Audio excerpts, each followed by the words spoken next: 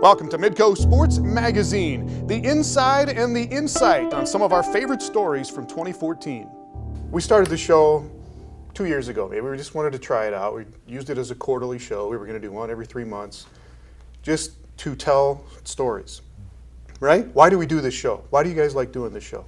Well, I'll tell you, the more and more sports becomes a business, the more formal it gets, it's nice to come back and realize why these people behind it are doing what they do. And that's what's fun about Midco Sports Magazine. Instead of the 2 minutes you get on some news programs, you get 4, 5, 6 minutes to really go deeper and explain these stories and the people behind them. You're covering high school stuff all week. You're covering the Coyotes all week, doing highlights and scores and grinding it out like that. And it's fun.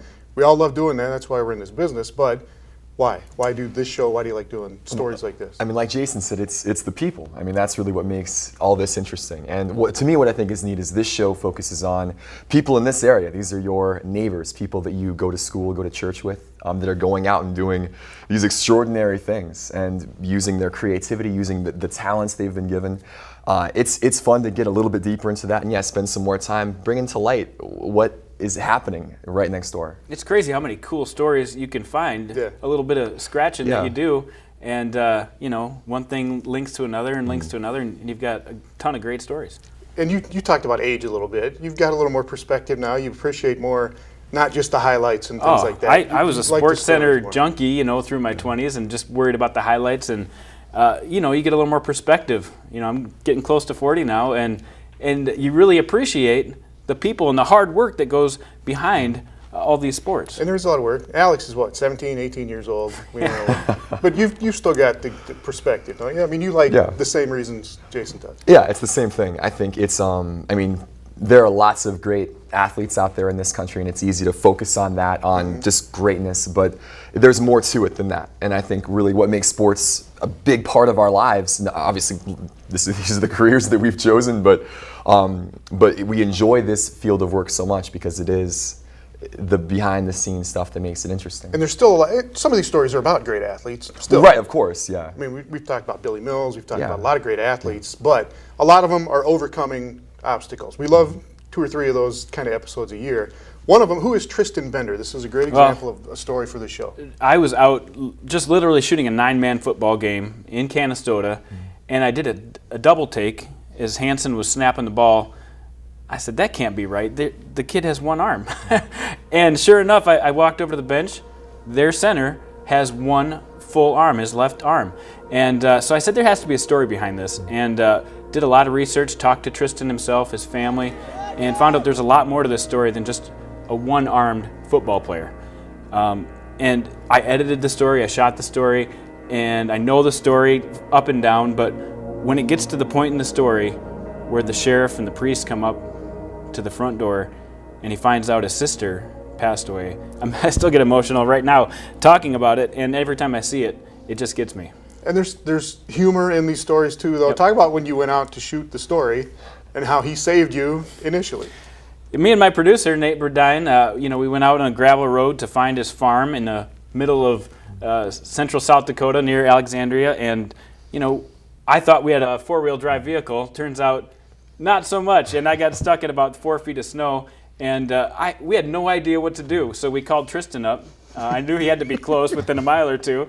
He comes out with this truck, takes charge of the situation, puts some chains down, takes his arm, literally digs us out of the snow, and then we went and shot the interview with him. That was the first time I actually had talked to him, and you knew right then he was a special guy, and he turns negative situations into positive situations all the time, and that's what this story was all about.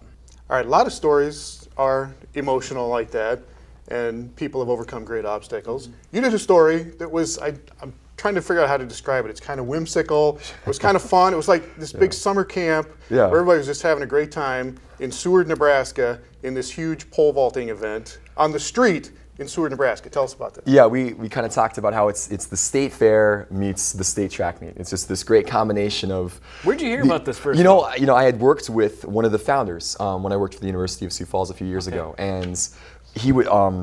Coach Gene Brooks, who used to coach the University of Sioux Falls track and field, now is the Dean of Students at Concordia University, would always tell us every summer, like, hey, you guys, if you're not doing anything over the 4th of July, you need to come down to Seward and just watch this thing. They do the street pole vault on Independence Day in the 4th of July city of America. And it's a small town of about 8,000 people that just blossoms into this metropolis of 40,000 overnight for one day a year. And they do this pole vault in the streets, and they bring in people from all different ages, all parts of the country. And they've done it for 25 years, and he was so enthusiastic about it. And like, I need to go check this out. And it was, sometimes you have a mental image of when I heard about it, I thought, it might be kind of cool, but that doesn't sound like a story that would fit this show. And then I watched it, and it was great. Yeah, it exceeded expectations. I mean, like really, and Gene had talked it up a lot. And when I got there, it was everything and more. I mean, 2 pole vault pits lining the streets, and the whole town is just so decked out for this and is so excited. And one year, Jason Berry, who helped found this and has kept it going all these years, had mentioned that one year they just couldn't do it for whatever reason. The weather was bad and they just didn't have enough help, and so they canceled the pole vault competition. And the town called them up and said, no, we need the pole vaulters. You can't back out of this. And so they've been doing it now, and this will be their 25th year this coming summer. A couple of years ago they had Jeremy Scott, who was a Olympian for the United States national team in 2012 in Great Britain. I mean, they've had people who are national champions, Olympic champions, and they had put on a great show, and people who have no idea what's going on will stop and watch for a couple hours with their cotton candy. It's a great time. I had a blast shooting the story. One story you guys are working on together that will air sometime in 2015. You went to Ames, Iowa for a football game this past fall to catch who? There's a bunch of brothers that are football guys. Who are you talking about? Yeah, the Farniak boys, Tom and Derek, who were Sioux Falls, Washington offensive linemen a couple of years ago. Tom now is starting center for the last 3 years for Iowa State. His younger brother Derek, who has been playing tackle for Oklahoma. And the fact that these 2 guys from Sioux Falls would be meeting together in a Big 12 football matchup, it was a great event to be a part of, and really fun to get to see their whole family come together. And just that it became more than just a game, but this family reunion of sorts in the end zone after the game was over. Yeah, because especially with Tom now being his 5th-year senior, this was it for him. You could see the emotion was high.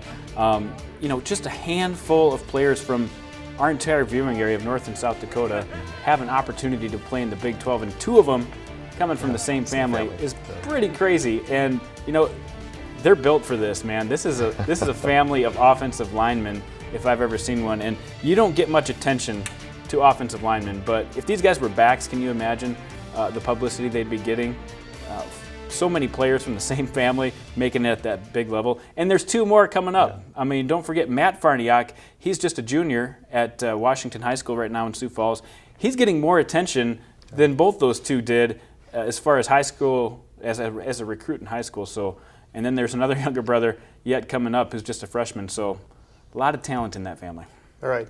And just lastly with you guys, another show we've got coming up here in February of 2015 is college recruiting. Colleges recruiting high school kids. That's going to be fun. We're going to see all the aspects of it from the high school kids' point of view, the college coach's point of view, the compliance, all the crazy rules that go into recruiting. And you guys are working on this story, right? Yeah, it's going to be interesting. I mean, that's something where you hear about this so much, and certainly even in the last 5 years or so, how big this is and how it's become something that people, that's all they do. I mean, a coach is dedicated to recruiting and making these phone calls and making these trips, and from all, like you said, from all different aspects, from the high school student's perspective of what that's like to be bombarded with calls and emails and texts and with social media, all those kind of things. It's going to be really interesting to dig into that from some different angles. What I didn't know, and have been surprised time and time again since I've really started recruiting or following recruiting, is the stress level that these high school kids are going through, trying to decide if somebody wants them, if somebody doesn't want them. It sounds like a high school relationship, but it kind of is more like this little dance they're playing with these colleges, and the colleges are playing the same game with them. So we hope to portray that in the February edition of the show. It's complicated. It's complicated. Yes. It is. We'll try to make sense of it coming up on that recruiting show.